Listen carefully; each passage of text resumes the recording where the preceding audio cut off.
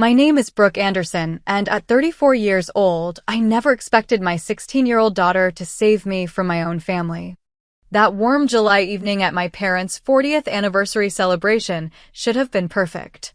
The country club glowed with golden light, champagne flowed, and smiles seemed genuine. But throughout dinner, I noticed Madison growing increasingly uncomfortable, her eyes darting between her grandparents and my ex-husband.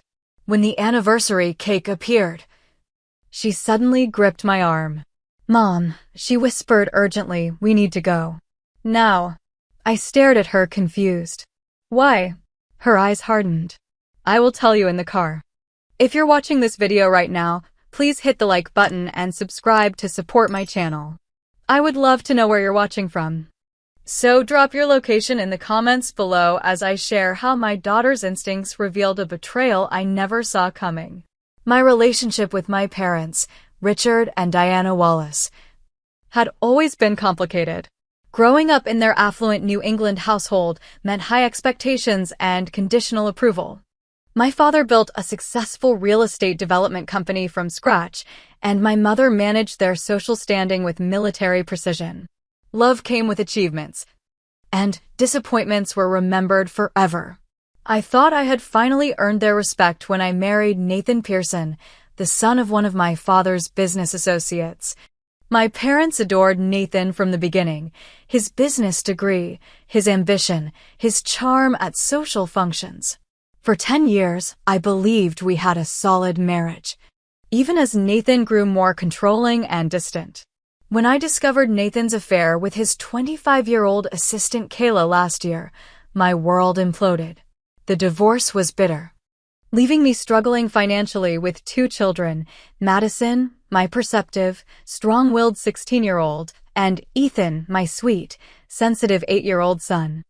I had to move from our spacious colonial home to a modest 3-bedroom apartment, take on freelance graphic design work alongside my part-time gallery job, and adjust to shared custody. To my surprise, my parents seemed supportive during the divorce. They called more often, sent gifts to the children, and invited us for Sunday dinners. I was grateful, believing they had finally chosen me over appearances. Only Madison remained skeptical. "They look at you differently now, Mom," she told me one evening. "Like you're some project they need to fix." I dismissed her concerns as teenage hypersensitivity. "They're trying to help, honey. It's their way of showing love." Madison just shrugged. But the tension between her and her grandparents grew over the months. She would decline dinner invitations, claiming homework or friend commitments. When forced to attend, she was polite but distant, observing more than participating. Ethan, however, blossomed under his grandparents' attention. They took him fishing, to baseball games, and bought him expensive gifts I couldn't afford. My father started talking about Ethan attending his alma mater someday. "The Wallace legacy continues," he would say, ruffling Ethan's hair while never quite meeting my eyes. When my parents announced their 40th anniversary celebration, I saw it as an opportunity for healing. A grand affair at the Oak Ridge Country Club with over 100 guests, family, friends, business associates, all gathering to celebrate their enduring marriage. I spent weeks preparing. I couldn't afford a new dress, so I altered one from before the divorce. I helped my mother with invitation lists and menu selections. I even created a commemorative photo album, carefully curating images from their 4 decades together. Madison watched my efforts with concern. "Why are you trying so hard, Mom? They never do this much for you." "Because that's what family does," I replied, believing my own words. "We show up for each other." The day of the party arrived with perfect June weather. I spent hours helping Madison get ready, persuading her to wear the emerald green dress my mother had purchased. "Just for a few hours," I promised. "It will make Grandma happy."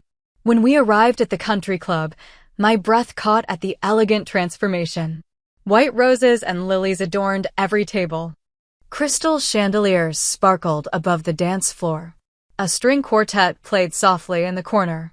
My parents stood at the entrance, my father distinguished in his tuxedo, my mother radiant in silver beaded gown, greeting guests like visiting royalty. Brooke, darling, my mother air-kissed my cheeks. You look comfortable. And Madison, don't you look lovely in that dress? I knew that color would bring out your eyes. My father barely glanced at me before scooping Ethan into his arms. There's my boy. I've got a special seat for you right next to Grandpa at the head table. I felt the first twinge of unease, but pushed it aside. This was their day, after all. The hall filled quickly with familiar and unfamiliar faces. Distant relatives, business partners, country club friends. I circulated, playing the role of dutiful daughter, accepting condolences about my divorce with practiced grace. Yes, it's been challenging, but we're adjusting. The children are resilient. No, I'm not dating yet. Everything seemed to be going smoothly until I spotted them at the entrance. Nathan, looking prosperous in a tailored suit, with Kayla on his arm. Her blonde hair cascading over a designer dress I could never afford. My stomach clenched. Did you know they were coming? I whispered to my sister-in-law Rachel. She looked uncomfortable. I assumed you knew. Your mother sent them a personal invitation. Before I could process this information, my parents were greeting Nathan and Kayla with enthusiastic hugs. My father clapped Nathan on the back like a long-lost son while my mother admired Kayla's dress. I stood frozen, watching this warm reunion with the man who had betrayed me and the woman who had helped him do it. When I finally caught my mother's eye, she gave a small shrug. Bygones, darling. Nathan's practically family.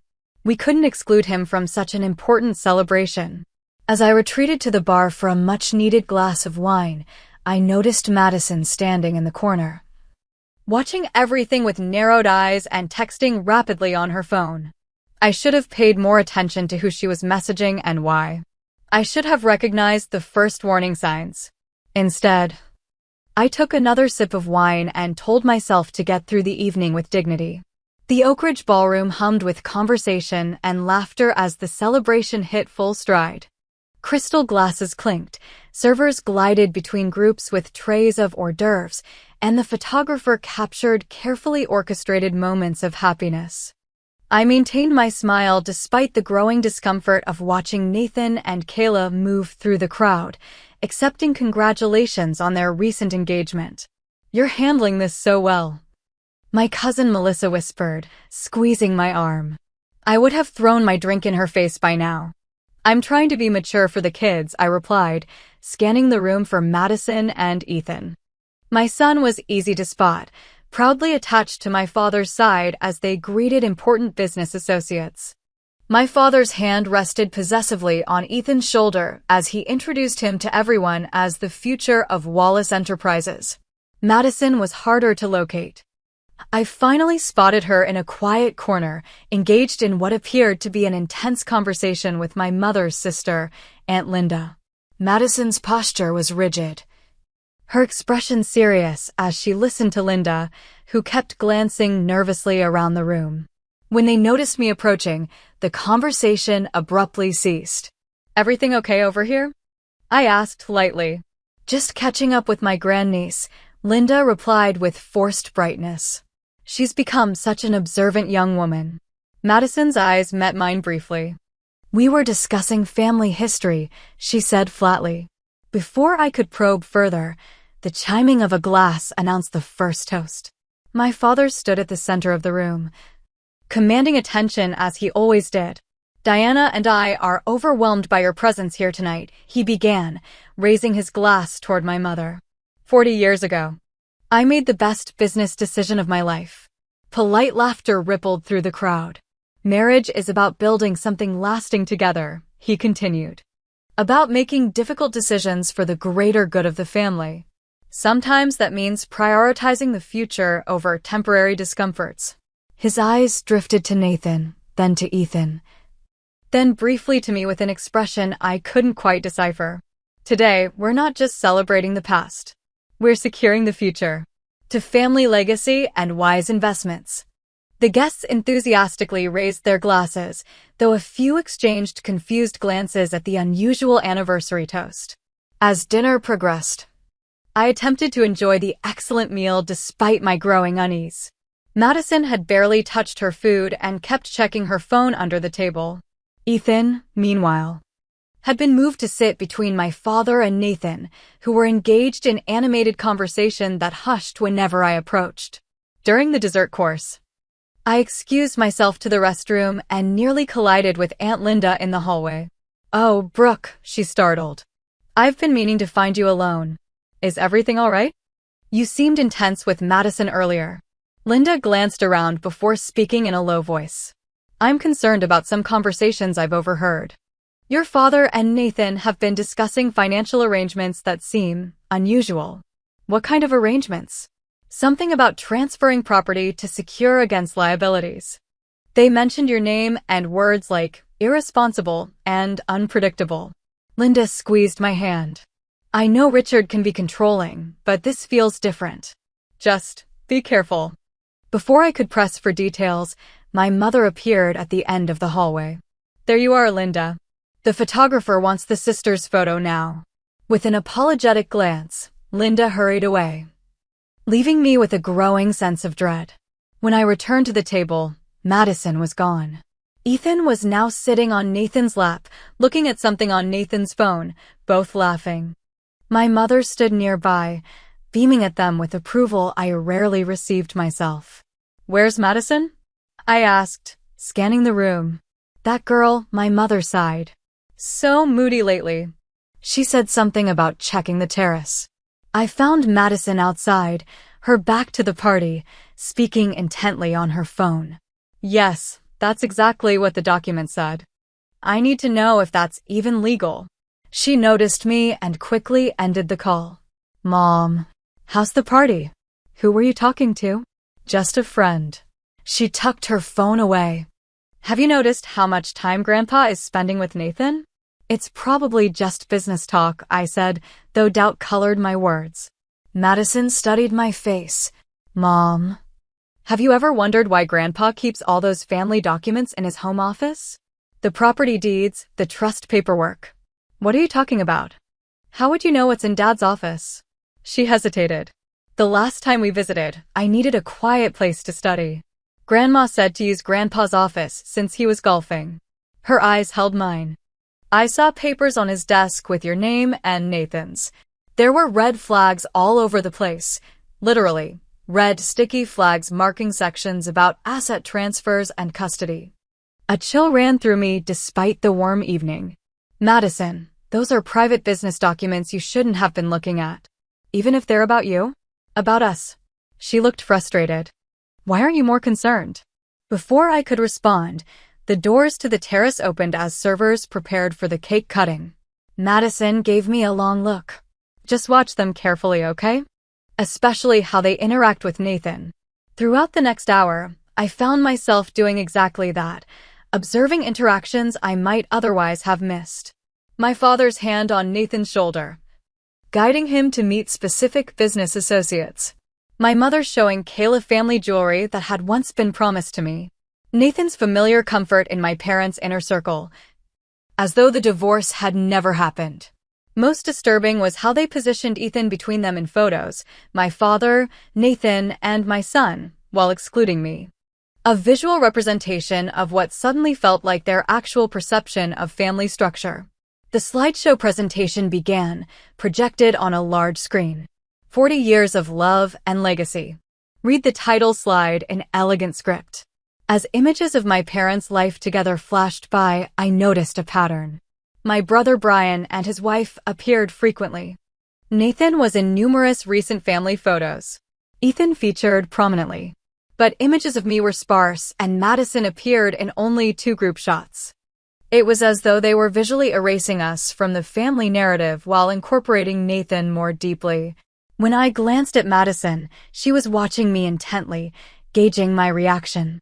She had noticed long before I had. As the presentation concluded to applause, my father took the microphone again. "Before we cut the cake, Diana and I have an exciting announcement." He gestured for Nathan and Ethan to join him. "Family continuity has always been our greatest concern. Today, we're taking steps to ensure Wallace traditions and properties remain in capable hands for generations to come." I felt Madison's hand slip into mine, squeezing tightly. "In the coming weeks, We'll be finalizing arrangements that will secure our family legacy through proper channels. My father's eyes briefly met mine with something like pity before returning to the crowd. Sometimes the most loving choice is making difficult decisions for those who may not understand what's best. A murmur ran through the crowd as Madison suddenly stood. I need to check something, she whispered, slipping away before I could stop her. For 20 minutes, I sat in growing anxiety, mechanically accepting congratulations from guests who stopped by my table. When Madison finally returned, her face was pale, her expression determined. She leaned close to my ear, her voice urgent. Mom, we need to leave. Now. We can't just leave, I whispered back, conscious of the nearby guests. This is my parents' anniversary. Ethan is enjoying himself. Madison's eyes flashed with unusual intensity. Mom, trust me. We need to go. Did something happen? Are you feeling sick? I'll explain everything, but not here. She glanced nervously toward my father's business partner, Gerald, who was watching our exchange with interest. Please, Mom. For once. Just trust me without questioning everything. The desperation in her voice gave me pause. Madison had always been sensitive and perceptive, but never dramatic or attention-seeking. If she was this insistent, perhaps I needed to listen. Let me at least say proper goodbyes and collect Ethan. Make it quick, Madison urged. And don't let Grandpa talk you into staying. I made my way to where Ethan was playing with his cousins, conscious of the curious glances following me. My mother intercepted me before I reached him. Leaving so soon? Her perfectly lined lips curved into a smile that didn't reach her eyes. The evening is just getting interesting, darling. Madison isn't feeling well, I lied. I should get her home. Send her with your brother. Brian can drop her off. You and Ethan should stay for the important announcements. I felt a chill at her insistence. What announcements? Just some family business matters. Nothing for you to worry about. She patted my arm condescendingly. Your father has everything under control. That's what concerns me, I replied, moving past her to collect Ethan, who protested leaving the party early. But Grandpa said he has a special surprise for me later, he complained. We'll come back another day for the surprise, I promised, avoiding my father's questioning gaze from across the room. Nathan appeared suddenly, blocking our path to the exit. Taking off? The night's still young, Brooke. His familiar cologne brought back unwelcome memories. Your father was hoping to discuss some arrangements regarding Ethan's education fund. Another time, I said firmly, noticing how he specifically mentioned Ethan but not Madison. Don't be difficult, he lowered his voice. This is important. Your parents are trying to help secure Ethan's future since you're clearly struggling financially. His eyes traveled dismissively over my altered dress. Madison stepped between us. We're leaving now, she stated with unexpected authority. Ethan, take Mom's hand. As we made our hasty exit, I caught fragments of conversation from a group of my father's lawyers near the door. Transfer of deed should be straightforward once the custody modification. Wallace keeping it in the family, just not through the daughter. Nathan's name on the trust by month's end. My father caught up to us at the entrance, his expression a practiced mix of concern and disappointment. Brooke, this is highly inappropriate. We have guests' announcements to make. I'm sorry, Dad, but Madison isn't feeling well. He barely glanced at her. Then leave her with the staff. You and Ethan need to be present for the family business portion of the evening. The possessive way he emphasized family business while excluding Madison sent warning signals I couldn't ignore. For perhaps the first time in my life, I didn't yield to his authority. Whatever it is can wait for another day. We're leaving. His expression hardened. This is exactly the irresponsible behavior that concerns us. Nathan would never put personal feelings above family obligations. Nathan put his personal feelings into his assistant. I replied sharply. Yet somehow he's still the golden child. My father leaned close, his voice low enough that Ethan couldn't hear. We're trying to protect family assets from your emotional decisions. If you'd stop being difficult and accept the arrangement, this could be painless. What arrangement? I demanded. He straightened, composing his features as another guest approached. We'll discuss this when you're being more reasonable. Nathan and I have plans that benefit everyone, especially Ethan. Madison tugged at my sleeve. Mom, now. Please. Looking into my daughter's eyes, I saw fear mixed with determination. Whatever she had discovered had truly frightened her, and that decided me. I nodded, turned away from my father without another word, and guided my children through the ornate doors of the country club into the warm summer night. As we walked to the car, I felt a strange mixture of dread and relief. Something was very wrong with my family, and I was finally ready to discover what it was. The interior of my Honda Accord felt like a confessional booth as we pulled out of the country club's circular driveway. Silence hung heavy between us, broken only by Ethan's occasional sighs from the back seat as he played with the party favor he'd collected. Madison sat rigidly beside me, her hands tightly clasped in her lap, staring straight ahead at the darkening road. Are you going to tell me what this is about? I finally asked, keeping my voice low to avoid alerting Ethan. Madison glanced back at her brother. Not yet. He doesn't need to hear this. I nodded, respecting her judgment. We drove in tense silence for 15 minutes until Ethan's head began to nod, his exhaustion from the excitement of the party finally catching up with him. Once his soft snores filled the back seat, Madison straightened. Pull over somewhere, she said. I need to show you things on my phone. I found a quiet shopping center parking lot, now empty in the late evening hours, and turned off the engine.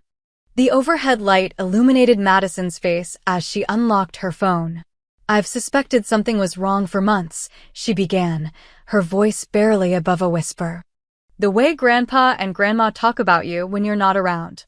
How they've been cultivating Ethan and excluding me. But I thought maybe I was just being paranoid until today. She opened her text messages.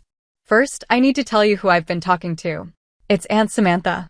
The name hit me like a physical blow.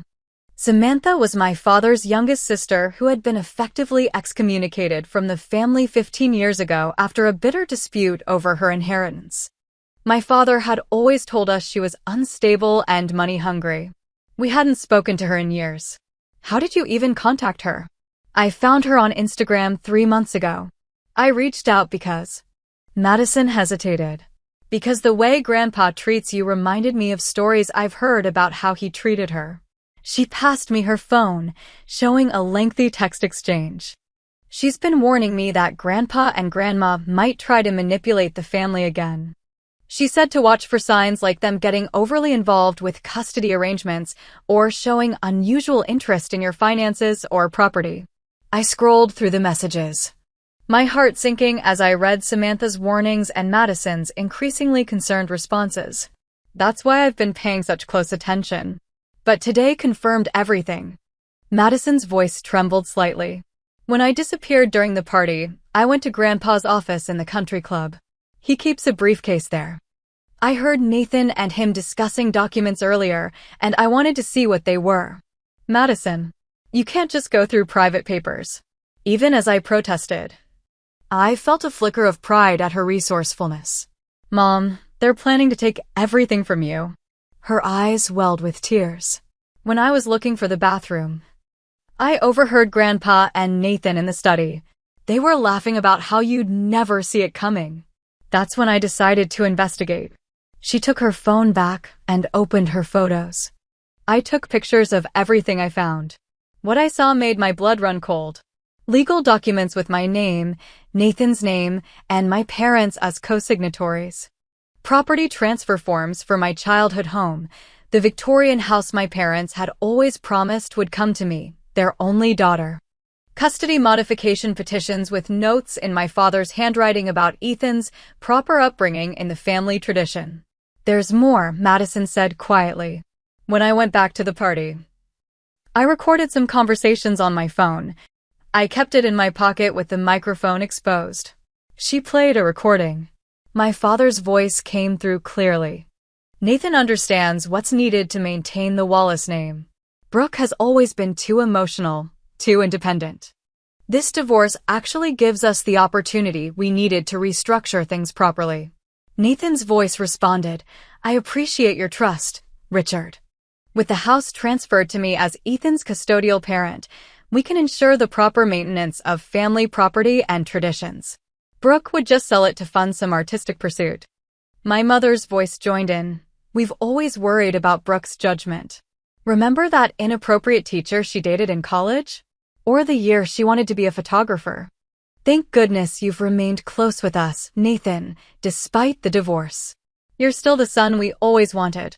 Tears blurred my vision as the recording continued, revealing more of their plans.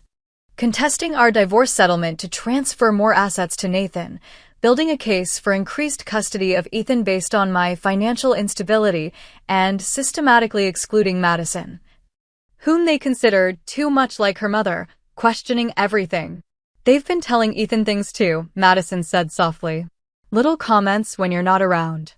Grandma told him that if he lived with Dad, he could go to special schools and have more opportunities. That you're holding him back." The betrayal cut so deep I could barely breathe. My own parents, conspiring with my ex-husband to take my son and my inheritance, planning it at their anniversary celebration, using the event as cover for their schemes. "I couldn't let you stay there while they announced whatever they were planning," Madison explained. Aunt Samantha said Grandpa did something similar to her at a family event, blindsided her publicly so she couldn't react without seeming hysterical. I reached for Madison's hand, holding it tightly. "Thank you," I whispered, my voice breaking. "For paying attention when I couldn't see what was happening. For being brave enough to investigate. For getting us out of there." She squeezed back. "I was so afraid you wouldn't believe me. You always want to see the best in them. I believe you now." I started the car with shaking hands. "Let's go home and figure out what to do next." As we drove through the darkness toward our modest apartment, I realized two things with perfect clarity. My daughter had saved me from my own blind loyalty, and tomorrow would begin a battle I never expected to fight against my own family. Sleep eluded me that night. After tucking Ethan into bed, I spent hours at my kitchen table with Madison, reviewing the evidence she had gathered and searching for additional confirmation. Around midnight, she finally succumbed to exhaustion, collapsing on the couch with her phone still clutched in her hand. I covered her with a blanket, marveling at the strength and maturity she had shown. Alone with my thoughts, I opened my laptop and began my own investigation. First, I checked an old email account I had shared with Nathan during our marriage. He had never changed the password, assuming I no longer used it. There, in the drafts folder where he often stored notes to himself, I found messages outlining his discussions with my father. Richard agrees transfer of property should happen before school year. Custody modification to follow. Brooke distracted by gallery work, unlikely to notice legal notices. Another draft, dated just 3 days earlier. Anniversary party, perfect opportunity to announce arrangements. Diana concerned about Brooke's reaction, but Richard confident family pressure will force compliance. My hands trembled as I continued searching. In the sent folder, I discovered emails to our family attorney requesting information about modifying child support and custody agreements based on changes in living arrangements and financial circumstances. At 2 a.m., driven by a mixture of insomnia and determination, I did something I hadn't done in 15 years. I searched for Samantha Wallace online and found her contact information through her business website. Without allowing myself to hesitate, I sent her a text message. "Samantha, this is Brooke. Madison showed me everything. I need to talk to you about Dad." To my surprise, she responded almost immediately. "I've been waiting for this call for years. Are you somewhere safe to talk?" We spoke for over an hour. Samantha's story poured out, how our father had manipulated her out of her portion of our grandparents' estate, using a family celebration to publicly announce changes to trusts and property ownership that had already been legally executed without her knowledge. How he had turned family members against her by painting her as unstable and greedy when she objected. "History repeats itself," she said, her voice thick with emotion. "Dad sees the family as a business and the children as assets to be managed. When I chose a career he didn't approve of and married someone outside his social circle, I became a liability to be managed out. Why didn't you ever tell me? I asked. I tried, Brooke. But you were in college idolizing Dad, planning your wedding to Nathan, his hand-picked son-in-law. You didn't want to hear it. The truth of her words stung. I had dismissed Samantha's warnings years ago, believing my father's version of events without question. I'm sorry, I whispered. I should have listened. What matters is that you're listening now, she replied, and that you have Madison. That girl is extraordinary, perceptive, brave, loyal. When she contacted me, I recognized myself at her age. Before Dad broke my spirit, before ending the call, Samantha offered practical advice and the name of her attorney. Document everything. Don't confront them alone. And whatever you do, don't sign anything. At dawn, I called my brother Brian, who lived across the country and had always maintained a careful distance from family drama. To my surprise, he confirmed much of what Madison and Samantha had revealed. I've heard Dad and Nathan discussing the property transfers, he admitted reluctantly. I didn't know how to tell you. Dad made it sound like it was for tax purposes, beneficial for everyone. Including me? I asked bitterly. His silence was answer enough. Why, Brian? Why would they do this? He sighed heavily. Dad never forgave you for pursuing art instead of business. Then when you started questioning Nathan's financial decisions during the divorce, well, in Dad's mind, you became a threat to the family wealth. Nathan promised to keep everything in the family bloodline through Ethan. And Madison? She's too independent. Too observant. Like you used to be before. He trailed off. Before I learned to stay quiet and go along with everything, I finished for him. I'm sorry, Brooke. I should have warned you. After feeding Ethan breakfast and sending him to play with the neighbor's son, I made the call I had been dreading. With Madison sitting beside me for moral support, I phoned my parents' house. My mother answered, her voice cool and controlled as always. Brooke, your behavior last night was completely unacceptable. Your father is extremely disappointed. Put Dad on the line too. I replied, I want to speak with both of you. A moment later, my father's authoritative voice joined the conversation.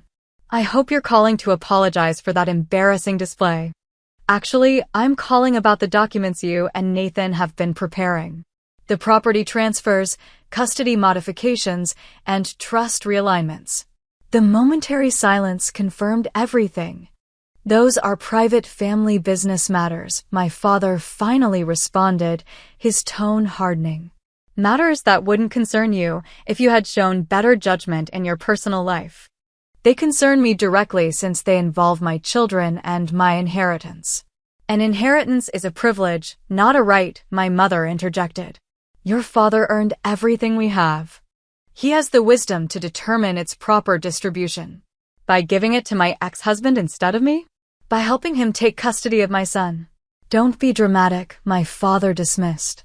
We're simply ensuring family assets remain protected and properly managed. Your financial decisions since the divorce have been concerning, to say the least. You mean my decision not to let Nathan control all our money? Or my refusal to give up my career to be a proper society wife? We've always supported your little hobby at the gallery. My mother said condescendingly. Nathan understands business, my father continued. He knows how to maintain family wealth and position. Ethan deserves the opportunities that come with proper management of those resources. And Madison? I challenged. What opportunities have you planned for her? Their telling silence spoke volumes. Madison is headstrong, my mother finally offered. Like Samantha was. Not particularly interested in family tradition. The casual dismissal of my daughter ignited something primal within me. Let me be perfectly clear, I said, my voice steadier than I felt. I know everything about your plans. I have copies of the documents, recordings of your conversations with Nathan, and witnesses to your manipulation of Ethan. You're being hysterical, my father snapped. This is exactly why we needed to take measures. Your emotional instability. Is this how you justified what you did to Aunt Samantha too? I interrupted. The shocked silence that followed told me I had struck a nerve. I've spoken with Samantha, I continued. And Brian. I know this isn't the first time you've manipulated family members out of their inheritance or used public family events to force compliance. You've been speaking with Samantha? My mother's voice rose with indignation. That unstable, ungrateful. That's enough, I cut her off. I'm meeting with an attorney tomorrow. Any communication going forward should go through them. And tell Nathan the same. You're making a serious mistake, my father warned. We were trying to help you. No, Dad. You were trying to control me, like you've always done. But it stops now. I ended the call and sat in silence with Madison, whose eyes shone with a mixture of fear and pride. What happens now? She asked softly. I pulled her into a hug, drawing strength from her courage. Now we fight. Not just for our financial security, but for our freedom from their manipulation. As I held my daughter, I felt something shifting inside me, decades of seeking approval transforming into a resolve to protect what truly mattered, my children and my dignity. The next morning, I contacted Jennifer Reeves, the attorney Samantha had recommended. Unlike the family lawyers who had handled my divorce, men who played golf with my father and had known Nathan for years, Jennifer had no connections to the Wallace family. Her office was modest, but professional, her manner direct and unimpressed by family names or social standing. Your situation isn't unique, she told me after reviewing Madison's evidence and my additional findings. Wealthy patriarchs often use family trusts and property as control mechanisms. The good news is that your daughter's documentation gives us leverage. What about the custody threats? I asked, my greatest fear surfacing. Nathan has more financial resources, especially with my parents backing him. Money influences custody battles, but it's not the only factor. Courts prioritize the children's well-being and established relationships. Jennifer tapped Madison's recorded conversations. Their transparent discussion of using Ethan as a pawn in financial maneuvering works in our favor. She outlined a strategy that began with legal notifications preventing any property transfers without my consent, followed by formal documentation of the attempts to manipulate custody for financial gain. We'll also need to address your son, she advised gently. From what you've described, they've been conditioning him to prefer time with his father and grandparents through gifts and promises.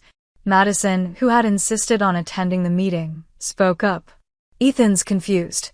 He loves Mom, but Grandpa keeps telling him that living with Dad would mean private school and a bigger room. Jennifer nodded thoughtfully. Children are perceptive but vulnerable to manipulation. Family therapy might help him understand what's happening in age-appropriate terms. After establishing legal protections, I took the next difficult step, confronting Nathan directly. Following Jennifer's advice, I invited him to meet at a neutral coffee shop, recording the conversation with my phone visible on the table. This is unnecessary, he complained, glancing at the phone. We could discuss family matters privately. Family matters became legal matters when you conspired with my parents behind my back, I replied, maintaining the calm demeanor Jennifer had coached me to display. Initially, Nathan denied everything, claiming misunderstanding and exaggeration. But when I referenced specific documents and conversations Madison had photographed and recorded, his strategy shifted. Your parents approached me, he admitted, lowering his voice. They were concerned about your emotional state after the divorce, worried about the children's stability. And their solution was transferring my inheritance to you and modifying our custody arrangement? He had the grace to look uncomfortable. Richard believes family assets should remain under proper management. The house, the trust fund, these are Wallace family legacies. That I'm apparently unworthy to maintain because I divorced you after your affair. Nathan leaned forward, his familiar persuasive tone emerging. Be reasonable, Brooke. Your father is offering financial security for Ethan's future. All you need to do is cooperate with the new arrangements. And Madison? What does the arrangement offer her? His hesitation confirmed what I already knew. Madison is different, more independent. Richard thinks. That she's too much like me, I finished. Not controllable enough. Our conversation ended with Nathan realizing I wouldn't be manipulated. As he left, he delivered a final warning. Your parents have resources and influence you can't match. Don't turn this into a war you can't win. His words might have intimidated me once, but Madison's courage had awakened something dormant within me, a willingness to fight for what was rightfully ours. The next weeks unfolded in a careful strategy of legal maneuvers and emotional healing. Jennifer filed court documents protecting my parental rights and blocking any property transfers. I scheduled sessions with a family therapist specializing in parental manipulation, bringing both children to create a safe space for Ethan to express his confusion. Grandpa says Dad needs me more than you do, he confessed during one session, his 8-year-old face creased with worry. He says I'm the Wallace heir. You're my son first, I told him gently. And you don't have to carry adult worries or choose between people who love you. Madison thrived in this period of honesty, no longer carrying the burden of protecting me from painful truths. She maintained her communication with Samantha, who provided valuable insights into my father's previous manipulation tactics. The most unexpected support came from my estranged sister. After 15 years of separation engineered by my father, Samantha and I rebuilt our relationship through late-night phone calls and weekend visits. She had built a successful interior design business in Colorado, married a kind professor, and raised 2 children I barely knew. Dad uses the same playbook every time, she explained during her first visit to our apartment. Identify the family member who questions authority, label them as unstable or irresponsible, isolate them from allies. Then use a public family event to announce decisions already made in private. I can't believe I never saw the pattern, I admitted. Because he's careful to target only one person at a time. Everyone else stays in line, afraid they'll be next. She squeezed my hand. But he miscalculated with you. He didn't account for Madison. Indeed, Madison had become my strongest ally. While I navigated legal proceedings and emotional processing, she maintained detailed records of every interaction with my parents and Nathan, created a timeline of their manipulation attempts, and even helped Ethan understand the situation in terms he could grasp. Mom isn't taking you away from Dad or Grandpa, I overheard her explaining to her brother one evening. She's making sure everyone plays fair. Like when you and Jaden make rules for your video games so no one cheats. My brother Brian eventually chose sides as well, sending copies of emails and financial documents my father had shared with him, providing further evidence of the coordinated effort to disinherit me. He remained physically distant, unwilling to directly confront our parents, but his information proved invaluable. The most painful part of this period was accepting that my relationship with my parents might never recover. For all my life, I had sought their approval, adjusted my behavior to earn their love, and interpreted their control as concern. Now I saw clearly the conditional nature of their affection, available only when I complied with their vision for my life. 3 months after the anniversary party, we reached a turning point. Jennifer called with news that Nathan wanted to meet, without lawyers or parents involved. He's feeling the pressure, she explained. Your father's plans are stalled by our legal actions. And Nathan's new fiancée is apparently uncomfortable with the custody battle publicity. I agreed to meet him, again in a public place with Madison's support. This time, Nathan appeared without his usual confidence. This has gotten out of hand, he began. The lawyers, the court filings. It's affecting Ethan. It's affecting your wedding plans, you mean? Madison muttered, earning a sharp look from her father. I'm willing to withdraw my support from your father's property transfers, Nathan offered, and maintain our original custody arrangement. In return, I want you to drop the allegations of parental manipulation. I studied my ex-husband, the man I had once loved, the father of my children, now revealed as willing to use our son as leverage for financial gain. Why the change of heart? I asked. He glanced away. Kayla thinks the situation looks problematic. Her parents are concerned about the family dynamic they're marrying into. In other words, his new in-laws had standards his behavior wasn't meeting. "I'll consider it," I replied. "But I need everything in writing, and any agreement needs to include protection for both children's inheritance rights." As we negotiated terms, I realized something fundamental had shifted. For the first time, I was engaging with Nathan as an equal, not as the accommodating wife who had deferred to his financial decisions for a decade. Later that week, we scheduled a family therapy session with Ethan. With the therapist's guidance, Nathan and I explained that we had resolved our disagreements and would both continue being his parents, without him needing to choose sides or carry adult concerns. "Does this mean Grandpa won't be mad at Mom anymore?"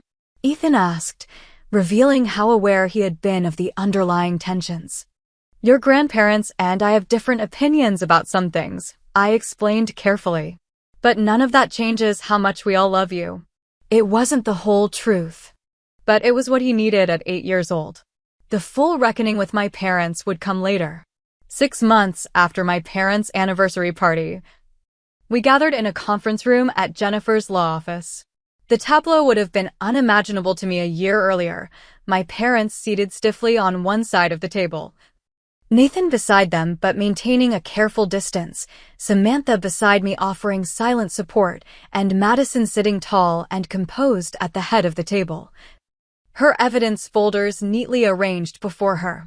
Jennifer had orchestrated this meeting as the final step in resolving the family dispute. With Nathan having withdrawn from my parents' schemes and Brian providing additional documentation of their plans, we had assembled an indisputable case of attempted financial manipulation and parental alienation. "Before we begin," my father announced, his authoritative tone unchanged despite the circumstances, "I want to register my objection to Samantha's presence. This is a family matter." "Samantha is family," I replied simply. "And her experience with your financial manipulations is directly relevant to these proceedings." My mother dabbed at imaginary tears. "I don't understand how it came to this. We only wanted what was best for Ethan and the family legacy. By excluding Madison and taking my inheritance?" I challenged. "By poisoning my son against me?" "We never," my mother began. But Jennifer interrupted by placing Madison's recorded evidence on the table. "Perhaps we should review the documented conversations before continuing with denials," she suggested mildly. What followed was a methodical presentation of the case we had built, the secret meetings between my father and Nathan, the planned property transfers, the custody modification strategy, the disparagement of my parenting and financial competence, and most damning, the deliberate attempt to influence Ethan's preferences through promises of material advantages. My father's face grew increasingly rigid as Jennifer outlined the potential legal consequences, not just blocking of the property transfers, but possible civil claims for attempted parental alienation and breach of fiduciary duty in his role as trustee of family assets. "What exactly do you want?" he finally asked, his voice cold. Jennifer slid a document across the table. "Ms. Anderson's terms are straightforward. First, a legally binding agreement that all inherited family property designated for her in previous trust documents remains intact and under her sole control." My father began to object, but his own lawyer placed a restraining hand on his arm. "Second, a formal acknowledgement that both Madison and Ethan have equal standing as beneficiaries of any family trusts or future inheritances, with neutral third-party trustees replacing Mr. Wallace." My mother gasped at this effective removal of my father's control over family assets. Third, a structured communication plan for grandparent visitation that includes professional supervision until trust can be rebuilt.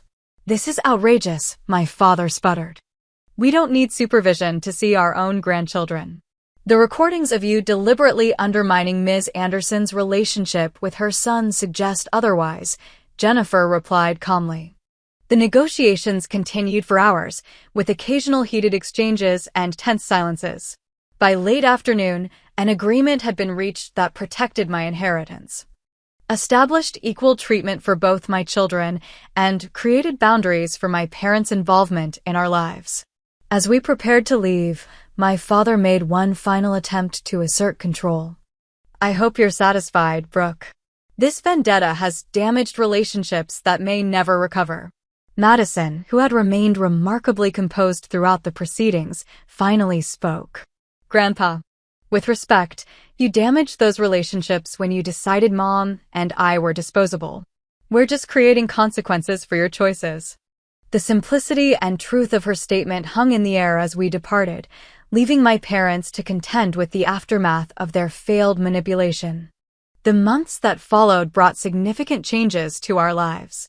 With my inheritance secured, I was able to purchase a small but comfortable house with room for both children. I expanded my work at the gallery from part-time to full management, finding financial stability and creative fulfillment I had suppressed during my marriage. Madison blossomed without the weight of family secrets, developing a close relationship with her Aunt Samantha and cousins she had barely known existed. Ethan gradually adjusted to our new family configuration, especially once the tension of the custody threats dissipated. My relationship with my parents entered a lengthy healing process. The structured visitation plan began with short, supervised interactions that slowly extended as they demonstrated respect for my parental authority. My father struggled most with the new boundaries, occasionally testing limits with gifts or promises to Ethan, but consistent consequences eventually yielded grudging compliance. Nathan, surprisingly, became a more engaged father once freed from my parents' influence. Without the pressure to serve as their surrogate son, he focused more on building genuine relationships with both children, including Madison, whom he had previously sidelined in favor of Ethan. 1 year after the anniversary party that had revealed so much, Madison and I sat on the porch of our new home, watching the sunset and reflecting on our journey. "Do you think Grandpa and Grandma will ever really change?" she asked. I considered the question carefully. People rarely change fundamentally, especially at their age. But they can learn to behave differently when given no alternative. I still don't understand why they did it. They have more money than they could ever spend. Why try to take yours? It was never really about the money, I explained. It was about control. About punishing me for making choices they didn't approve of, divorcing Nathan, pursuing my career, raising you to be independent. Madison nodded thoughtfully. I'm glad we fought back. We wouldn't have one without you, I told her, filled with pride and gratitude. Your perception, your courage in gathering evidence, your willingness to stand up for what was right. You saved us, Madison. She smiled, embarrassed by the praise. I just paid attention. That's exactly what they didn't expect any of us to do. I squeezed her hand. The most valuable lesson from all of this is to trust your instincts. When something feels wrong, it usually is, even if everyone around you acts like it's normal. As we sat in comfortable silence, I reflected on how this painful chapter had ultimately liberated us. For years, I had measured my worth through my parents' approval and Nathan's validation. Now I recognized my own strength, my children's resilience, and the power of chosen family bonds like the renewed connection with Samantha. The inheritance I fought to protect was important, but the true legacy I wanted for Madison and Ethan was the courage to define their own worth, independent of others' expectations or manipulation. Looking at my daughter, perceptive, principled, and brave, I knew that legacy was already taking root. What do you think was the most important thing you learned from all this? I asked her. Madison considered the question seriously. That family isn't just about blood or names. It's about who actually shows up for you, who tells you the truth even when it's hard. As darkness fell around us, I thought about how often we miss the truth that's right before our eyes, how easily we dismiss the perceptions of those we should trust most. My daughter had seen what I couldn't, or wouldn't, see, and her clarity had saved us both. I want to thank you for listening to my story today. It's not easy to admit how blind I was to manipulation from my own family, but sharing this might help someone else recognize warning signs I missed. Has anyone in your life ever noticed red flags you overlooked? Or have you been the one to spot trouble others couldn't see? Please share your experiences in the comments below. And if this story resonated with you, please like, subscribe, and share it with someone who might need to hear that trusting their instincts is the right thing to do. Remember, sometimes the most important truth comes from those we least expect, and the bravest thing we can do is listen.